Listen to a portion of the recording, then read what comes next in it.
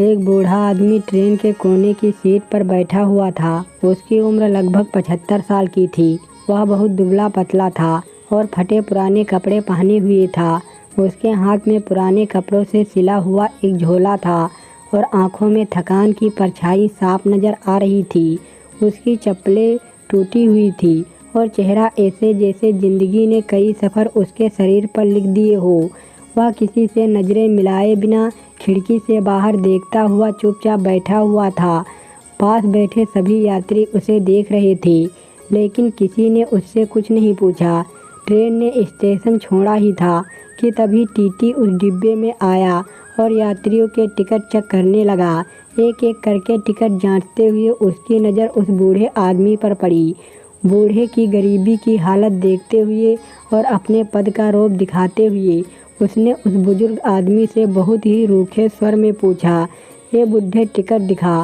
बुढ़े ने धीरे से कहा कि बेटा मेरे पास टिकट नहीं है, पैसे नहीं थे इसीलिए टिकट नहीं खरीद सका। बेटी के यहाँ कुछ इमरजेंसी हो गई है, इसीलिए मेरा वहाँ जाना बहुत ज़रूरी है।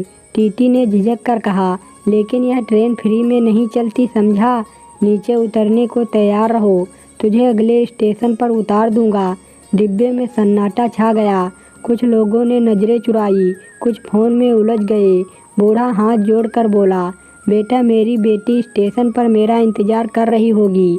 अपने स्टेशन पर पहुंचते ही मैं अपनी बेटी से टिकट के पैसे दिलवा दूंगा, मैं वादा करता हूं। लेकिन टीटी को उस पर बिल्कुल भी दया नहीं आई। वह बोला कि मैं तेरे जैसे लोगों को बहुत अच्छी तरह से जानता हूं। तेरे जैसे लोग टिकट के पैसे बचाने के लिए उल्टी सीधी बहानेबाजी करते रहते हैं। बूढ़ा व्यक्ति बोला कि साहब मैं बिल्कुल सही कह रहा हूँ, मेरे पास पैसे नहीं हैं। टीटी बोला कि तूने टिकट का रुपया तो बचा लिया, लेकिन अपनी बेइज्जती होने से अब तू नहीं बच सकता। टीटी ने जोर से सीटी मारी और गार्ड को बुलाकर कहा कि इस बुढ़े को अगले स्टेशन पर उतार देना। ऐसे भिखारी को ट्रेन में बैठने का कोई अधिकार नहीं है। देश को ऐसे ही मुफ्तखोरों ने बर्बाद कर रखा है। बूढ़ा चुपचाप बैठा रहा, उसकी आंखों में आंसू निकलने लगे। डिब्बे में बैठे हर व्यक्ति की निगाहें उस बुजुर्ग व्यक्ति के चेहरे पर टिकी हुई थी। डिब्बे में सन्नाटा छाया हुआ था। कुछ ही देर में एक छोटे से सुनसान स्टेशन पर गाड़ी रुकी। गाड़ी रुकते ही टीटी बुजुर्ग व्यक्ति को खींचकर दरवाजे की तरफ ले जाने लगा। बूढ़ा व्यक्ति गिड़गिड़ाता रहा, लेकिन टीटी का दिल बिल्कुल भी नहीं पिघला और कुछ ही देर में टीटी उस बुजुर्ग व्यक्ति को खींचकर ट्रेन के दरवाजे तक ले आया। दरवाजे पर आकर टीटी उस बुजुर्ग व्यक्ति से कहने लगा कि जा यहाँ से पैदल ही चला जा। बूढ़ा व्यक्ति कांपते पैरों से सीढ़ी से नीचे उतरने लगा। डिब्बे में बैठे सभी लोग तमाशा देख रहे थे, किसी ने कोई विरोध नहीं किया। तभी डिब्बे के एक कोने से एक मासूम सी आवाज़ आई कि दादाजी को क्यों उतारा। सबकी नज़रें उस आवाज़ की दिशा में मुड़ गई। देखा कि एक छोटा सा लड़का जिसकी उम्र 10-11 साल रही होगी, स्कूल ड्रेस में माँ के बगल में बैठा था। उसकी आंखों में मासूमियत और आवाज़ में सवाल था। टीटी ने बच्चे की ओर देखकर अपने गुस्से को दबाते हुए जवाब दिया कि बेटा उसके पास टिकट नहीं था और बिना टिकट यात्रा करना गैर कानूनी है, इसीलिए उतार दिया। बच्चे ने अपनी माँ का पर्स खींचा और कहा कि मम्मी आप हमेशा कहती हो ना कि बड़ों की मदद करनी चाहिए, तो हम क्यों नहीं कर सकते। उसने माँ की ओर देखा तो माँ ने भी सहमति में सिर हिलाया।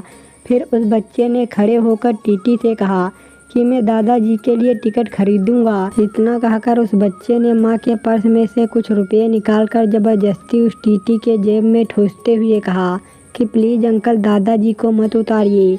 अब टीटी के चेहरे पर भी शर्म और झिझक साफ नजर आ रही थी। उसके मुंह से शब्द नहीं निकल रहे थे। एक पल तो वो खामोश रहा, फिर ट्रेन से नीचे उतरते हुए उस बूढ़े आदमी के पास पहुंचा, जो अब भी एक पुरानी बेंच के कोने में बैठा हुआ था और उसकी आंखें अब भी उम्मीद के इंतजार में थी। टीटी ने कुछ पल चुप रहकर उसे देखा, फिर गला साफ करते हुए कहा कि बाबा चलिए अपनी सीट पर वापस बैठिए। बच्चे ने आपका टिकट ले लिया है। बूढ़ा चौंका। उसने धीरे से टीटी की ओर देखा। कौन बच्चा? टीटी बोला कि वो एक छोटा सा लड़का जो स्कूल ड्रेस पहने सामने बैठा है। उसने आपके टिकट के लिए पैसे दिए हैं। आपकी जगह कोई और होता तो शायद वह बच्चा चुप रह जाता, लेकिन उससे आपकी परेशानी देखी नहीं गई। यह सुनकर बूढ़ी की आंखें भर आई। उसके होंठ कांपे, लेकिन वह कुछ बोल नहीं पाया, केवल हाथ जोड़कर सिर झुकाया, मानो अपने जीवन में सबसे बड़े अपमान और सबसे सुंदर क्षण को एक साथ देख रहा हो। डिब्बे में जब वह वापस चढ़ा तो सबकी नज़रें अब उस पर ही थी, लेकिन अब उसमें तिरस्कार का भाव नहीं था, बल्कि सभी के चेहरे पर संकोच और शर्म साफ साफ नजर आ रही थी। वो बूढ़ा व्यक्ति धीरे धीरे उस बच्चे के पास गया, धीरे से झुककर कांपते हाथों से उसका सिर सहलाया और बोला, बेटा तुम्हारा नाम क्या है? बच्चे ने जवाब दिया, गौरव।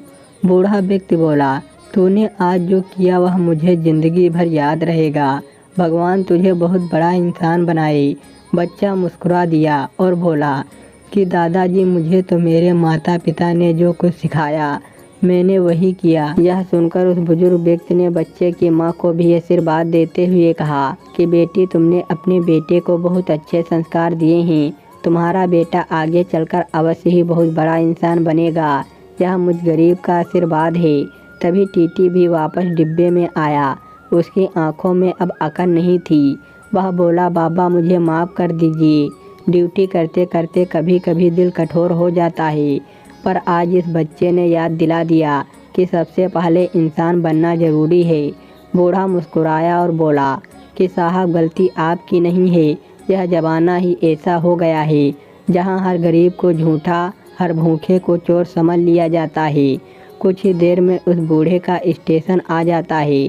ट्रेन रुक जाती है और वह बूढ़ा व्यक्ति कांपते पैरों से दरवाजे से उतरने लगता है, लेकिन एक पल को रुका, मुड़ा और उस बच्चे की ओर देखकर बोला कि बेटा आज तुमने सिखा दिया कि जब किसी के साथ नाइंसाफ़ी हो तो बोलना ज़रूरी होता है।